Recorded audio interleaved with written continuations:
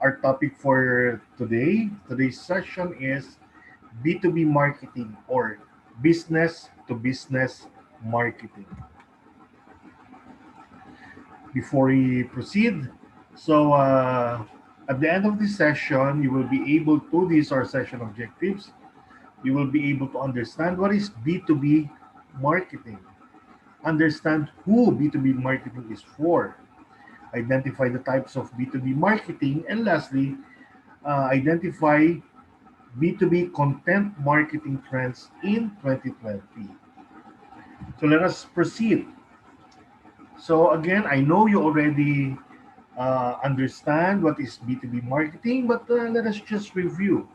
As the name suggests, business to business marketing refers to the marketing of products or services to other businesses and organizations.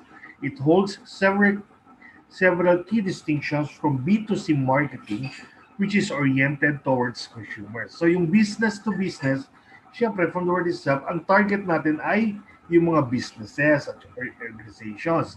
This is different from B2C, which is business to consumer. So yung B2C directed towards the consumers itself. Itong B2B ay mga businesses, organizations. In broad sense, B2B marketing content tends to be more informational and straightforward than B2C. This is because business purchase decisions, in comparison to those of consumers, are based on bottom line revenue impact. Return on investment is rarely a consideration for the everyday person, at least in a monetary sense. But it's a primary focus for corporate decision makers. So isa pa yun sa kaibahan. Kapag mga business decision makers, dumidepende yan sa bottom line or sa return on investment. Kapag nag-purchase natin or nag-subscribe or sa ating products or services, in the long run, kikita ba sila ron? Samantalang kung consumer, kapag nagustuhan mo, bibilin mo, di ba? So, walang consideration kung meron mang return of investment. Kapag sa consumer, and ano na yun end user. Kapag business to business, meron pang intermediary. Yun ang mga business owners. So, bago maging end user. In the modern environment, B2B marketers often sell to buying committees with various key holders. So ang kausap ng mga B2B marketers ay hindi yung mga consumer, sabi ko nga, kundi sa mga malalaking kumpanya, basta kumpanya. Pero ang tinatarget nila ron, yung mga buying committee. Kung meron silang committee ron, yung bids and awards committee, kunyari sa gobyerno, kunyari sa private corporation, sino ba yung mga key stakeholders, sino ba yung purchaser doon, yung nagdi-decision na kung ito, sige, we will push through with the purchasing of this, we will procure this, etc. So this makes for a complex and sometimes challenging landscape. But as data sources become more robust and accurate, the ability to map out committees and reach buyers with relevant personalized information is greatly improving. So nag-evolve din ang B2B marketing from the very start na na-introduce ang business to business. Okay, who is B2B marketing for? Any company that sells to other companies. Simple lang yan. Kung ikaw kumpanya, nagbibenta ka sa ibang kumpanya, para sa iyo itong B2B marketing. This can come in many forms. For example nga, software as a service, subscriptions. Ayan, di ba? Kunyari, nagbibenta ka ng mga application, software, accounting software, inventory software, magpapasubscribe ka. Ayan. So, ang target mo rito, mga businesses din. Security solutions. For example, magbibenta ka ng mga CCTV, kung ano-ano mo man yan, yung alarms, etc. Hindi mo na ito bibentahan sa ordinary consumer. Itong security solution, pang malakasan.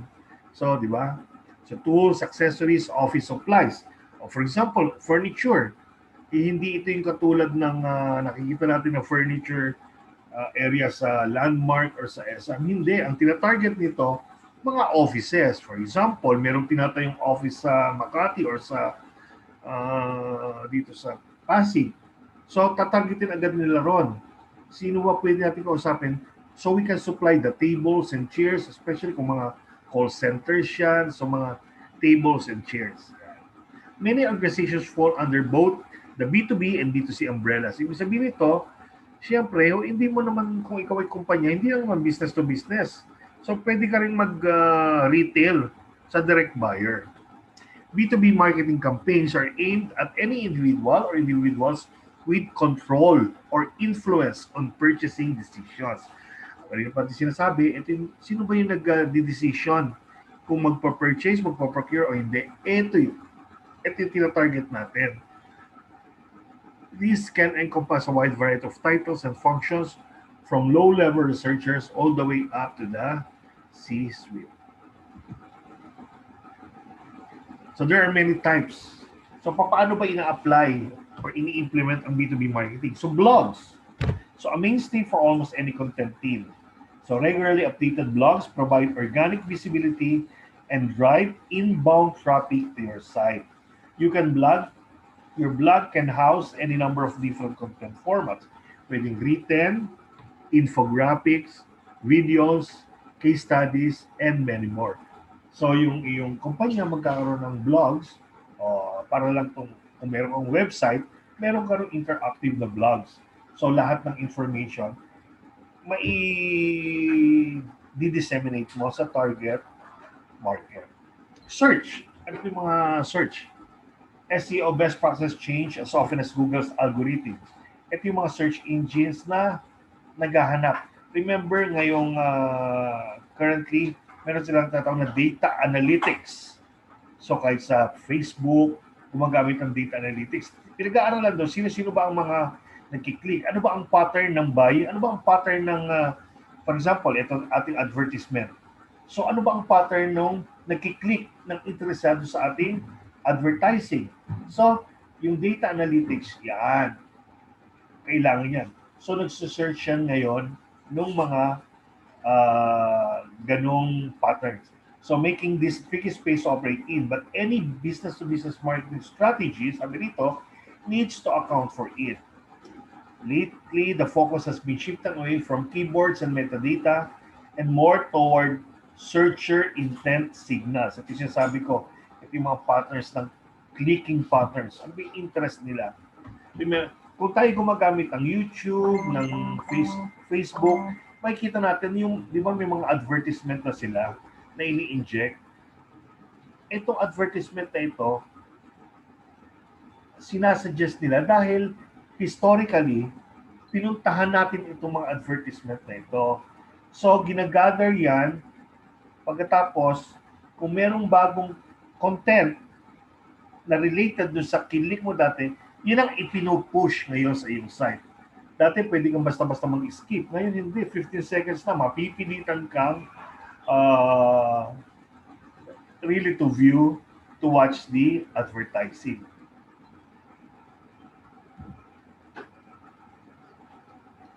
Social media, both organic and paid should be in the mix.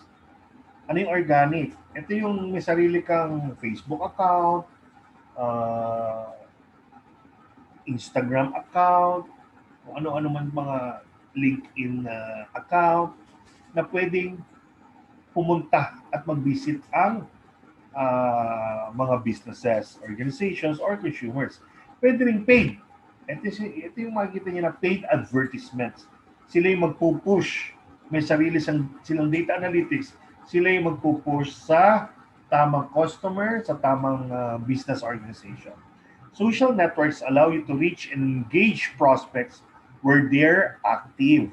B2B buyers increasingly use these channels to research potential vendors for purchase decisions. Yung mga purchasers din, yung mga buyers ng mga kumpanya, dito rin sila nagde-depend. Tingnan nila kung ano ba yung mga comments ng mga previous buyers ng inyong products or services. White papers or e-books, standalone assets containing valuable information. These downloadable documents can either be gated, meaning a user must provide contact information or perform another action to access, or ungated, often used as a B2B lead generation tool. siyempre mahalaga ang client information. So, bago niya ma-access yung isang content, let's say isang ebook or white paper or an article related sa product natin, di ba minsan, please, you have to sign up first by providing email, your name, etc. and everything. So, tawag dyan gated. Para pinrovide sa iyo yung kailangan mong ebook or white paper, syempre, give and take. Provide us with your uh, information para in the future, pwede na natin silang i-input sa ating database. Kung may magpapa-email tayo, pwede tayo mag-email broadcast. Often used as a B2B lead generation tool. Email and video. So email, while its effectiveness is waning somewhat in the age of spam filters and inbox shocks, so marami kasi, noong na email yan, email broadcast ang tawag natin, di ba? So yung iba, automatic na yan pag nilalagay sa spam folder. So email won't, however, sabi lang, email won't disappear anytime soon. To work around overloaded inboxes, some sales and marketing professionals use LinkedIn email for lead generation. A good example for using LinkedIn, yung mga agencies, yung employment agencies na nagdi-deploy ng mga part-time employees nila. So hindi naman employees. So yung kanilang mga ano yan eh, pool of manpower pool. Tapos may mga companies na hindi nag-hire on their own but use the agency. So yan, business to business. So ang mga employment agencies, yan, ginagamit ang LinkedIn. Diyan nila pinopost yung mga kanilang, meron silang mga manpower pool on different positions in the company. So kung ikaw naman ay nasa HR ng isang kumpanya, magre-refer ka sa LinkedIn. So doon mo makikita kung ano ba ang profile nung agency, sino-sino ba yung kanilang mga pool, ano ba ang mga comments sa kanilang mga previous employers nila. Videos. This content type can be applied in several of the previous categories mentioned here. So itong videos, blogs, social media, emails. But it's worth singling out because it is growing so important to B2B strategies. So di ba ngayon, uso na yung YouTuber. So kung may company ka, pwede kang mag-utilize ng YouTube. Makikita, for example, property. So nagbebenta ka ng property. O hindi magpa-house tour ka, tapos ipakita mo rin yung mga specification ng house, and then, yun na yun. So, interested consumers, interested business organizations can inquire from you, will know your products or services. So, yun ang mga types of B2B marketing. Let's move on to our last topic, the B2B content marketing trends 2020. So, alam natin ang B2B marketing ay importante. So, importante din yung content ng marketing mo. So, ano bang nakalagay doon sa iyong marketing content? So, the current digital space is inundated with a multitude of content, from the mundane to the relevant. All, ano ang purpose? All wanting to grab the attention of online audiences, whatever background or milieu they originated from. This is made even more complex with the deluge of user-generated content. Adding to the din and cacophony of information, digital marketers are struggling to overcome with daily. So maraming different forms of content na ang objective ay to grab the attention ng audiences. In the B2B marketing sphere, the clamor to create awareness and entice targeted companies, businesses, and organizations. When we say companies, no, and or business organizations, kasama rito yung government. So may mga government agencies na may procurement. So kasama na natin ito sa ating B2B content marketing. To take notice has grown much more competitive than ever. Because of this, marketing goals and mandates have shifted from merely creating awareness. Noong una parang aware, magiging aware ka lang ng ating products and services, but ngayon, ultimately grabbing targeted audiences full and undivided attention. So noon, na-aware lang sila ngayon, kailangan ang target, ang objective natin ay yung kanilang focus, yung attention ay doon base sa ating content. Content marketing remained at the forefront of B2B digital marketing efforts in 2019 and will continue to evolve as a critical marketing element for 2020 and beyond. In line with this, various marketing trends have emerged or changed from previous iterations and are expected to gain better traction in this new year.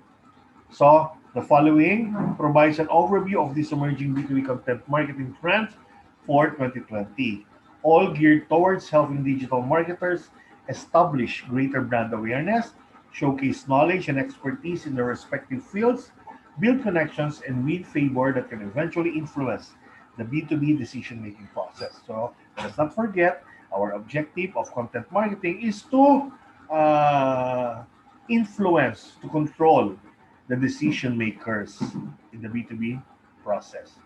Now, you may be wondering why I have a different content for my lecture now because iba talaga to dun sa module na nasa inyong course page. If I will just be repeating the modules, it will defeat the purpose. So, as of now, I would like to inform you na please read the modules by yourselves and then we will supplement with our virtual classes or our virtual lectures. So kung mapapansin nyo, yung nabasa ko rin kasi yung content nun,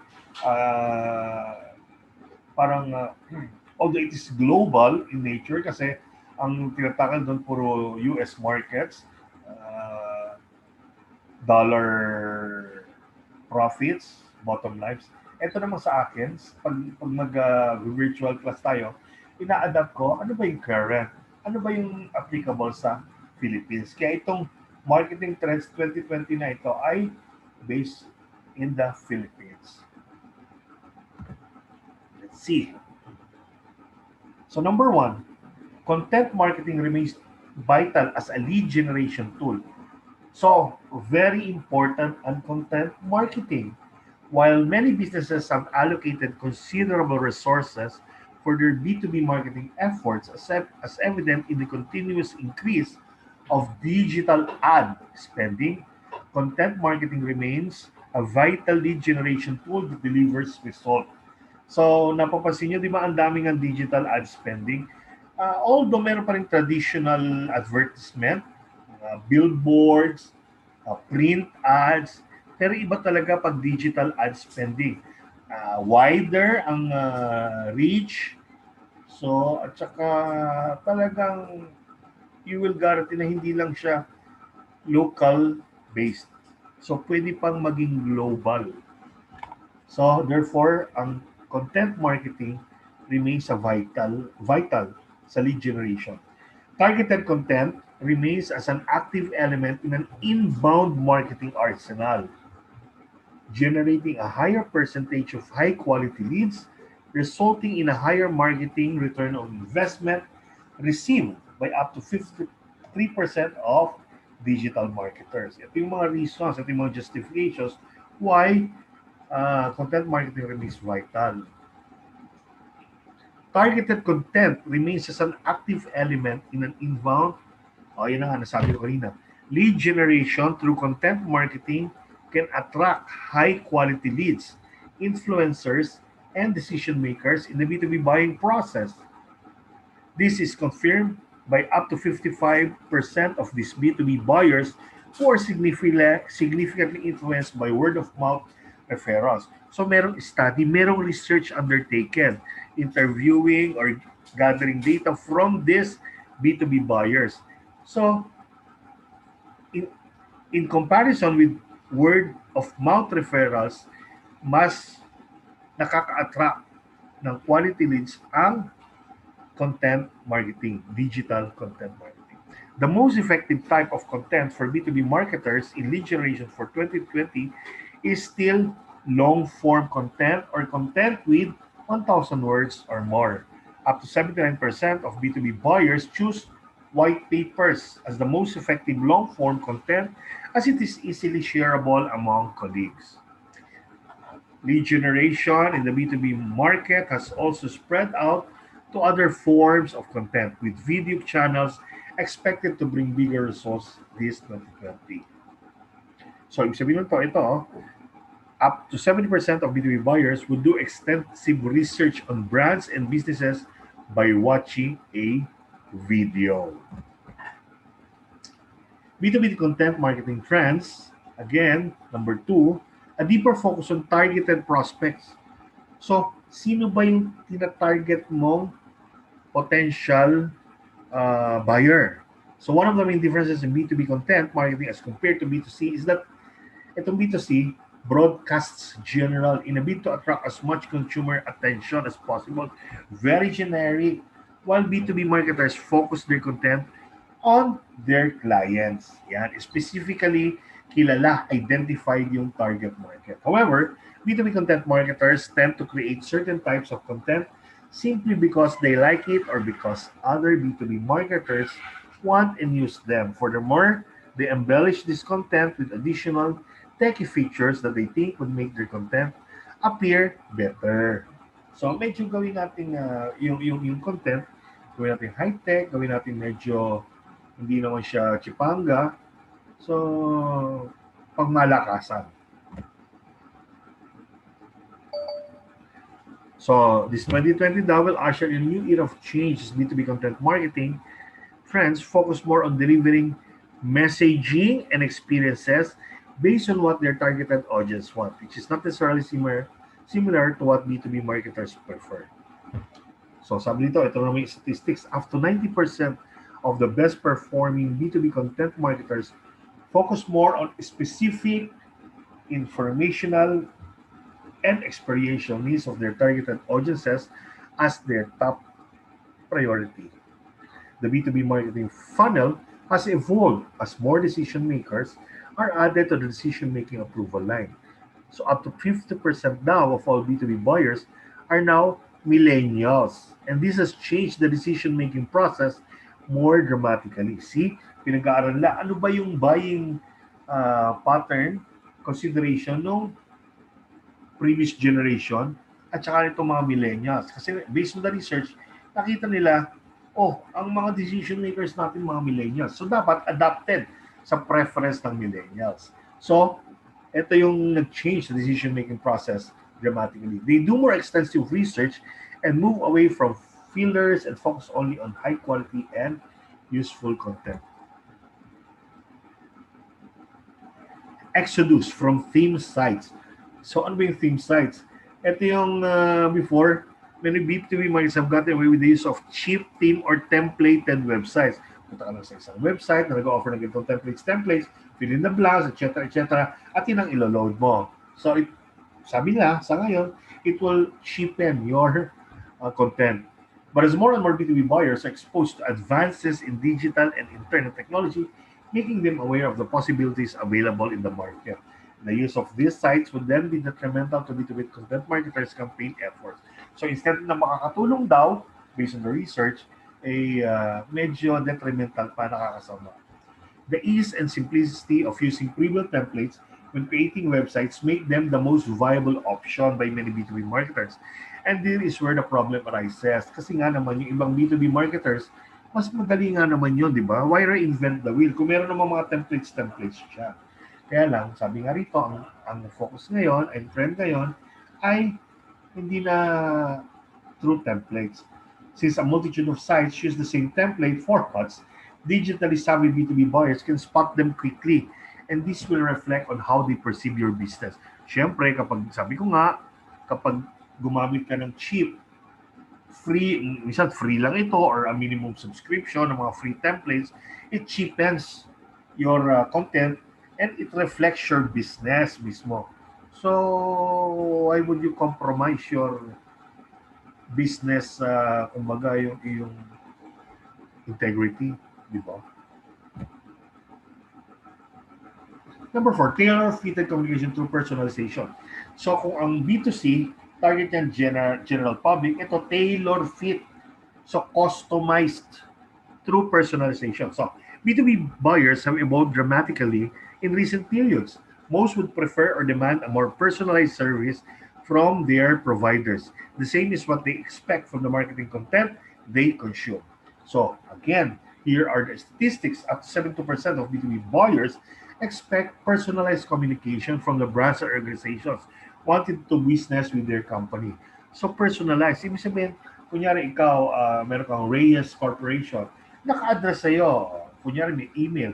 So, dapat kilala nila kung sino mo yung CEO, kung sino yung purchasing officer. So, personalized. Kumbaga, may touch of personal relationship. They expect B2B content marketers to spend the extra time and effort to tailor fit their communication to suit the characteristics and preference of B2B buyers. So, depende yan sa user na naman or doon sa inyong target. Ikaw yung mag-adjust, huwag sila ang mag-adjust. B2B content marketers can make use of readily available marketing technologies such as automated marketing programs that can help them create personalized content at scale. Interactive video and visual content maintains dominance. So, video pa rin, di ba? The preference of B2B buyers have shifted towards more dynamic and more technologically driven content, which maintains, sabi dito, the same relevance and thought leadership they look for. In this regard, interactive video and visual content emerge as the most engaging and most effective in catering to this preference of B2B buyers. So statistics says that as up to 82% of all internet traffic is expected to feature video content by the year 2021. So mga videos na, hindi lang yung mga pictures, advertisement.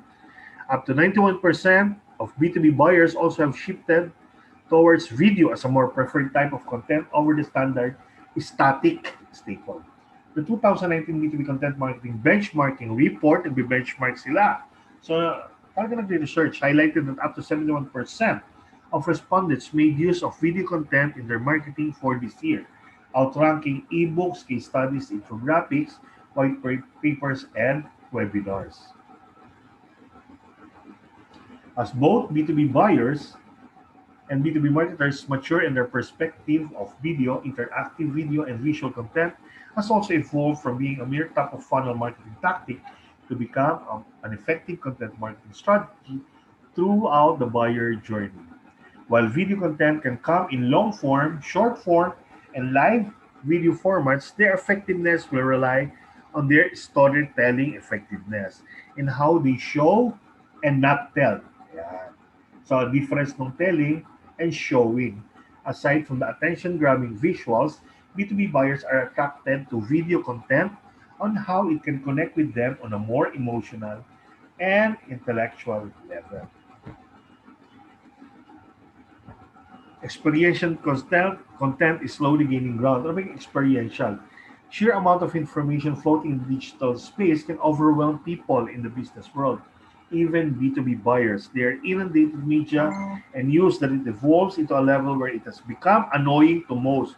So, what they need is something that can connect and engage with them at a more experiential level.